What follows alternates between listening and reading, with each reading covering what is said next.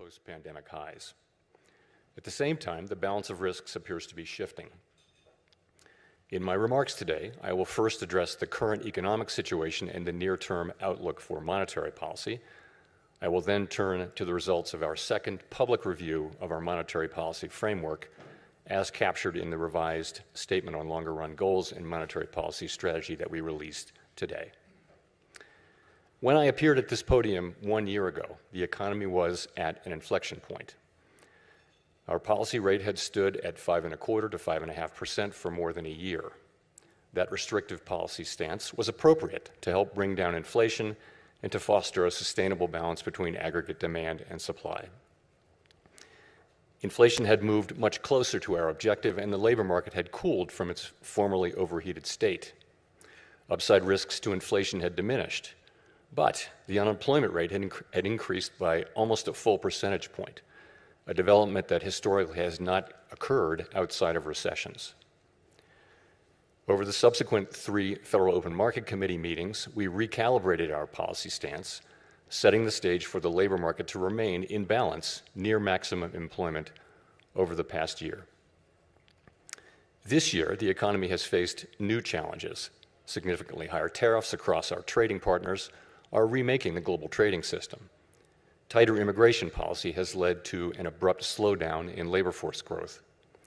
Over the longer run, changes in tax, spending, and regulatory policies may also have important implications for economic growth and productivity.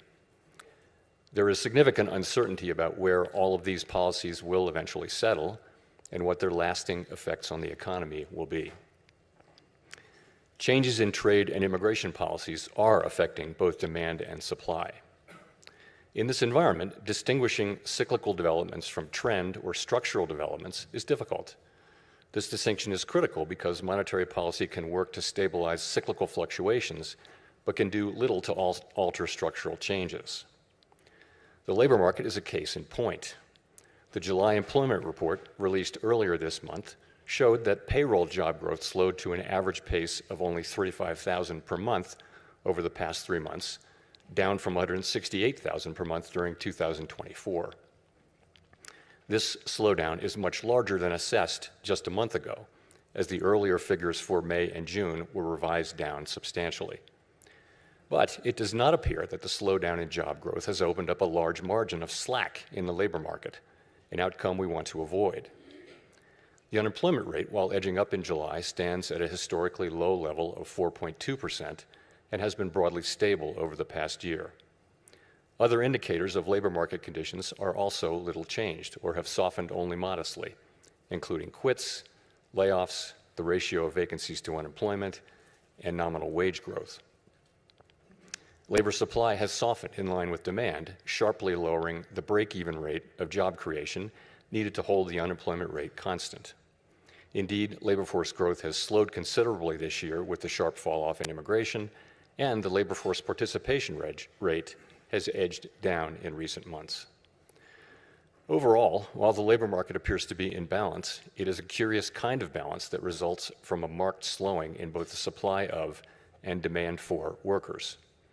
This unusual situation suggests that downside risks to employment are rising. And if those risks materialize, they can do so quickly in the form of sharply higher layoffs and rising unemployment. At the same time, GDP growth has slowed notably in the first half of this year to a pace of 1.2%, roughly half the 2.5% pace in 2024. The decline in growth has largely reflected a slowdown in consumer spending. As with the labor market, some of the slowing in GDP likely reflects slower growth of supply or potential output. Turning to inflation, higher tariffs have begun to push up prices in some categories of goods. Estimates based on the latest available data indicate that total PCE prices rose 2.6% over the 12 months ending in July. Excluding the volatile food and energy categories, core PCE prices rose 2.9%, above their level of a year ago. Within core, prices of goods increased 1.1% over the past 12 months, a notable shift from the modest decline seen over the course of 2024. In contrast, housing services inflation remains on a downward trend and non-housing services inflation is still running at a level a bit above what has been historically consistent with a 2% inflation. The effects of tariffs on consumer prices are now clearly visible. We expect those effects to accumulate over coming months with high uncertainty about both timing and amounts. The question that matters for monetary policy is whether these price increases are likely to materially raise the risk of an ongoing inflation problem. A reasonable base case is that the effects will be relatively short-lived, a one-time shift in the price level. Of course, one time does not mean all at once. It will continue to take time for tariff increases to work their way through supply chains and distribution networks. Moreover, tariff rates continue to evolve, potentially prolonging the adjustment process. It's also possible, however, that the upward pressure on prices from tariffs could spur a more lasting inflation dynamic, and that is a risk to be assessed and managed. One possibility is that workers who see their real incomes decline because of higher prices demand and get higher wages from employers, setting off adverse wage price dynamics. Given that the labor market is not particularly tight and faces increasing downside risks, that outcome does not seem likely. Another possibility is that inflation expectations could move up, dragging actual inflation with them. Inflation has been above our target for more than 4 years and remains a prominent concern for households and businesses. Measures of longer-term inflation expectations, however, as reflected in market and survey-based measures, appear to remain well anchored and consistent with our longer-run inflation objective of 2%. Of course, we cannot take the stability of inflation expectations for granted. Come what may, we will not allow a one-time increase in the price level to become an ongoing inflation problem. So, putting the pieces together, what are the implications for monetary policy? In the near term, risks to inflation are tilted to the upside and risks to employment to the downside, a challenging situation. When our goals are in tension like this, our framework calls for us to balance both sides of our dual mandate. Our policy rate is now 100 basis points closer to neutral than it was a year ago, and the stability of the unemployment rate and other labor market measures allows us to proceed carefully as we consider changes to our policy stance. Nonetheless, with policy in restrictive territory, the baseline outlook and the shifting balance of risks may warrant adjusting our policy stance. Monetary policy is not on a preset course. FOMC members will make these decisions based solely on their assessment of the data and its implications for the economic outlook and the balance of risks. We will never deviate from that approach. So, turning then to my second topic. Our monetary policy framework is built on the unchanging foundation of our mandate from Congress to foster maximum employment and stable prices for the American people. We remain fully committed to fulfilling our statutory mandate, and the revisions to our framework will support that mission across a broad range of economic conditions. Our revised statement on longer-run goals and monetary policy strategy, which we refer to as our consensus statement to save time, describes how we pursue our dual mandate goals. It is designed to give the public a clear sense of how we think about monetary policy, and that understanding is important both for transparency and accountability, and for making monetary policy more effective. The changes we made in this review are a natural progression grounded in our ever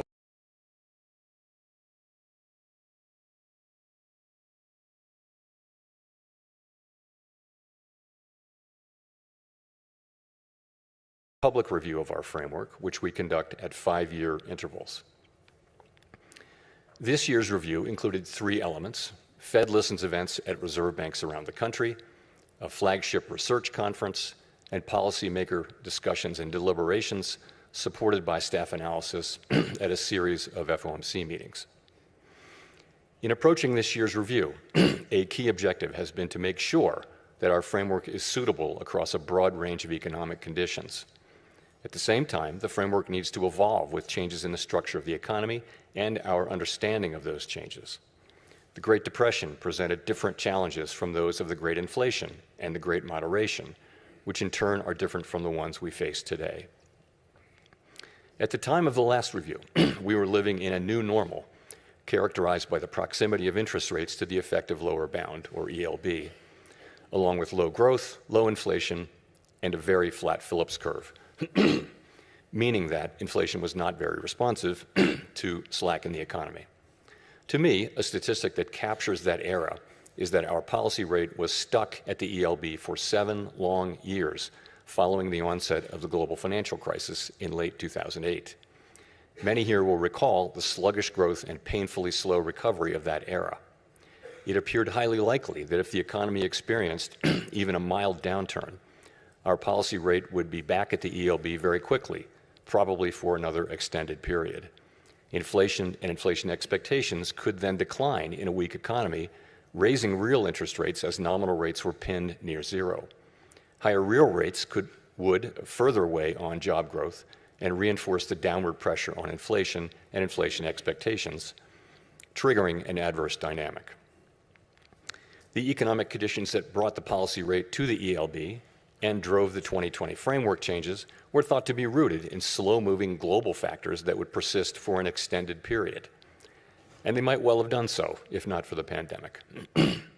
The 2020 consensus statement included several features that addressed the ELB-related risks that had become increasingly prominent over the preceding 2 decades. We emphasized the importance of anchored inflation, longer-term inflation expectations to support both our price stability and maximum employment goals. Drawing on an extensive literature on strategies to mitigate risks associated with the ELB, we adopted flexible average inflation targeting, a make-up strategy to ensure that inflation expectations would remain well anchored, even with the ELB constraint. In particular, we said that following periods when inflation had been running persistently above 2%, appropriate monetary policy would likely aim to achieve inflation moderately above 2% for some time. In the event, rather than low inflation in the ELB, the post-pandemic reopening brought the highest inflation in 40 years to economies around the world. Like most other central banks and private sector analysts, through year-end 2021, we thought that inflation would subside fairly quickly without a sharp tightening in our policy stance, as this slide will show. When it became clear this was not the case, we responded forcefully, raising our policy rate by 5.25 percentage points over 16 months. That action, combined with the unwinding of pandemic supply disruptions, contributed to inflation moving much closer to our target without the painful rise in unemployment that has accompanied previous efforts to counter high inflation. This year's review considered how economic conditions have evolved over the past 5 years.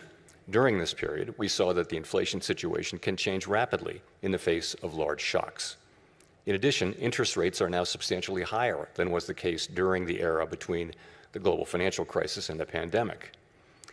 With inflation above target, our policy rate is restrictive, modestly so in my view. We cannot say for certain where rates will settle out over the longer run, but their neutral rate may now be higher than during the 2010s, reflecting changes in productivity, demographics, fiscal policy, and other factors that affect the balance between saving and investment. During the review, we discussed how the 2020 statement's focus on the ELB may have complicated communications about our response to high inflation. We concluded that the emphasis on an overly specific set of economic conditions may have led to some confusion, and as a result, we made several important changes to the consensus statement to reflect that insight. First, we removed language indicating that the ELB was a defining feature of the economic landscape. Instead, we noted that our monetary policy strategy is designed to promote maximum employment and stable prices across a broad range of economic conditions. The difficulty of operating near the ELB remains a potential concern, but it is not our primary focus. The revised statement reiterates that the committee is prepared to use its full range of tools to achieve its maximum employment and price stability goals, particularly if the federal funds rate is constrained by the ELB. Second, we returned to a framework of flexible inflation targeting and eliminated the make-up strategy. As it turned out, the idea of an intentional moderate inflation overshoot had proved irrelevant. There was nothing intentional or moderate about the inflation that arrived a few months after we announced our 2020 changes to the consensus statement, as I acknowledged publicly in 2021. Well-anchored inflation expectations were critical to our success in bringing down inflation without a sharp increase in unemployment. Anchored expectations promote the return of inflation to target when adverse shocks drive inflation higher and limit the risk of deflation when the economy weakens. Further, they allow monetary policy to support maximum employment in economic downturns without compromising price stability. Our revised statement emphasizes our commitment to act forcefully to ensure that longer-term inflation expectations remain well anchored to the benefit of both sides of our dual mandate. It also notes that price stability is essential for a sound and stable economy and supports the well-being of all Americans. This theme came through loud and clear at our Fed Listens events. The past 5 years have been a painful reminder of the hardship that high inflation imposes, especially on those least able to meet the higher costs of necessities. Third, our 2020 statement said that we would mitigate shortfalls rather than deviations from maximum employment. The use of shortfalls reflected the insight that our real-time assessments of the natural rate of unemployment, and hence of maximum employment, are highly uncertain. The later years of the post-global financial crisis recovery featured employment running for an extended period above mainstream estimates of its sustainable level, along with inflation running persistently below our 2% target. In the absence of inflationary pressures, it might not be necessary to tighten policy based solely on uncertain real-time estimates of the natural rate of unemployment. We still have that view, but our use of the term shortfalls was not always interpreted as intended, raising communications challenges. In particular, the use of shortfalls was not intended as a commitment to permanently forswear preemption or to ignore labor market tightness. Accordingly, we removed shortfalls from our statement. Instead, the revised document now states more precisely that the committee recognizes that employment may run at times above real-time assessments of maximum employment without necessarily creating risks to price stability. Of course, preemptive action would likely be warranted if tightness in the labor market or other factors pose risks to price stability. The revised statement also notes that maximum employment is the highest level of employment that can be achieved on a sustained basis in a context of price stability. This focus on promoting a strong labor market underscores the principle that durably achieving maximum employment fosters broad-based economic opportunities and benefits for all Americans. The feedback we received at Fed Listens events reinforced the value of a strong labor market for American households, employers, and communities. Fourth, consistent with the removal of shortfalls, we made changes to clarify our approach in periods where our employment and inflation objectives are not complementary. In those circumstances, we will follow a balanced approach in promoting them. The revised statement now more closely aligns with the original 2012 language. We take into account the extent of departures from our goals and the potentially different time horizons over which each is projected to return to a level consistent with our dual mandate. These principles guide our policy decisions today, as they did in the 2022 to 24 period, when the departure from our 2% inflation target was the overriding concern. In addition to these changes, there is a great deal of continuity with past statements. The document continues to explain how we interpret the mandate Congress has given us and describes the policy framework that we believe will best promote maximum employment and price stability. We continue to believe that monetary policy must be forward-looking and consider the lags in its effects on the economy. For this reason, our policy actions depend on the economic outlook and the balance of risks to that outlook. We continue to believe that setting a numerical goal for employment is unwise because the maximum level of employment is not directly measurable and changes over time for reasons unrelated to monetary policy. We also continue to view a longer-run inflation rate of 2% as most consistent with our dual mandate goals. We believe that our commitment to this target is a key factor helping keep longer-term inflation expectations well anchored. Experience has shown that 2% inflation is low enough to ensure that inflation is not a concern in household and business decision-making, while also providing a central bank with some policy flexibility to provide accommodation during economic downturns. Finally, The revised consensus statement retained our commitment to conduct a public review roughly every 5 years. There's nothing magic about the 5-year pace. That frequency allows policymakers to reassess structural features of the economy and to engage with the public, practitioners, and academics on the performance of our framework. It is also consistent with several global peers.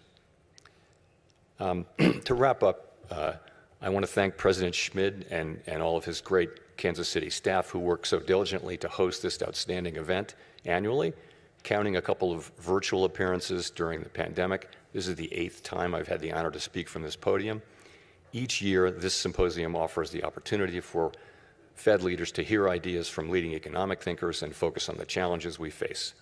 The Kansas City Fed was very wise to lure Chair Volcker here to this national park more than 40 years ago, and I am so proud to be part of that tradition. Thank you very much.